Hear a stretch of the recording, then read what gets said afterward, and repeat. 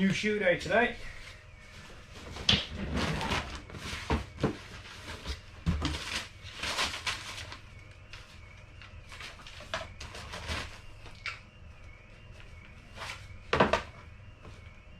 The HOKA Clifton 7 in red, my favourite colour on these shoes.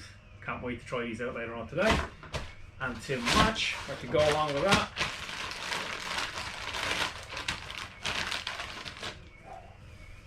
new sun visor from Bello Revolution, red to match the shoes. And they sent me a little complimentary face mask. How cool is that? All set, all good to go.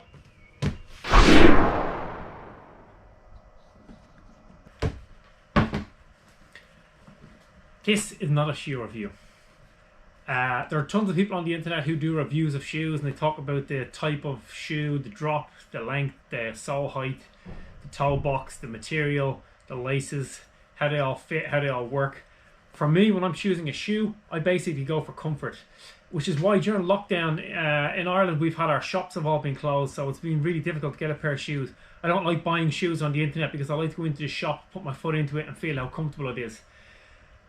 As a clinician, so I work as an osteopath and a physical therapist, and I tell people all the time, the number one thing to look for when you're looking for a shoe is comfort. It doesn't matter whether you're told you're a pronator or a supinator and this shoe is going to fix pronation or encourage supination, or whether you're a heel striker or a toe lifter or whatever it is that you've been described as doing.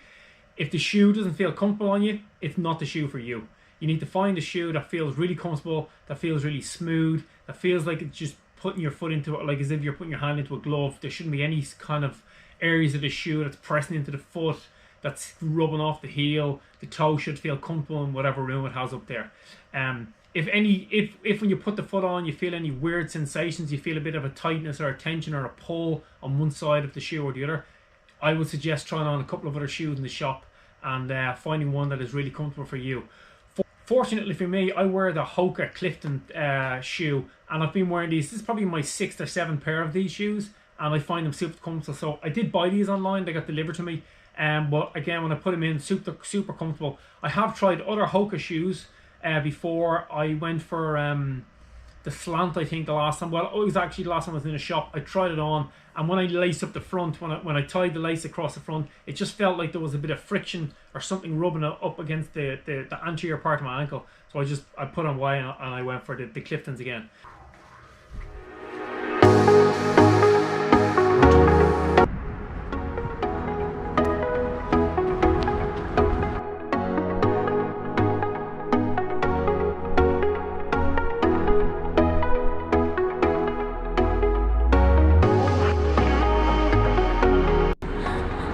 Absolutely perfect day for a run along Malahide Estuary. First time having the jacket off, I think, this year, just running in the t-shirt. It's fantastic. If only all days could be like today. So I was just plodding along here and thinking, this is my 4th week of doing mat training. So some point next week I'm going to do the 2nd test. I'll be interested to see if there's any improvements in the run, or whether I've stayed just the same. And then a couple of days after that, I've got the running club that I'm a member of, Portmarnock AC. We've got our virtual race, so I'm going to do the 5k. Now, before I started mat training, about 3 weeks before that, I did a 5k time trial where I ran it in 23:03. I was trying to make 23 minutes, and I didn't. So it'll be interesting to see if I can break the 23 minutes in that 5k time trial. That'll be in 2 weeks' time.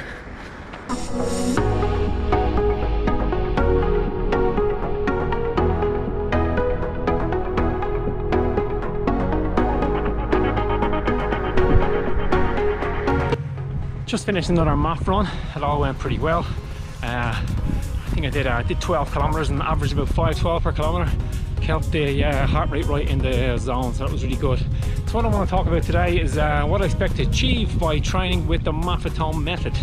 So I outlined in one of the videos before that I've got 2 half Ironman races coming up.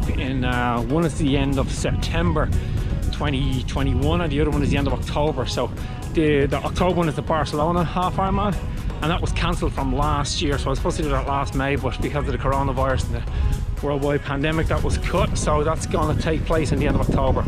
So leading up to that, I'm just going to run, all my runs are just going to be Maffetone method runs. Apart from, I'll sprinkle in a couple of time trials and maybe a few little virtual races here and there, just to see how the legs are. But that will be, it'll be a very low percentage of my running. Most of my running will be Maffetone method running.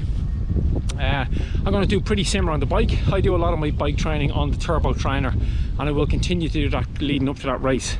I find it really easy to do to control all the variables on the turbo trainer.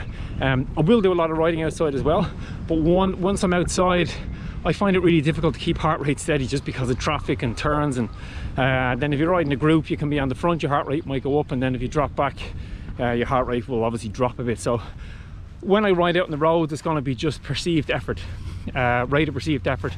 But once I'm on the turbo trainer, it will be bang on the MAF training zone. So what I hope to achieve is, the goal, I suppose, the running goal will be to run a 1:35 off the bike in the 2 half Ironman races. So the first one is in Cork, it's Ironman Cork 70.3. So if I could run a 1:35 off the bike, I think I'll be really happy. And then do the same again for Barcelona, which would be a month later. Yeah, that'll be the ultimate goal in terms of the running. The bike, I haven't really figured out the bike yet. I haven't done a Maffetone test on the bike, although I've just found out how you can do one. So I will do that once I do my second test next week. Then I'll stick up a video of me doing a Maffetone test on the bike, and then I'll kind of figure out what I think I can achieve once I've done that test. But I'll keep you updated as I go along.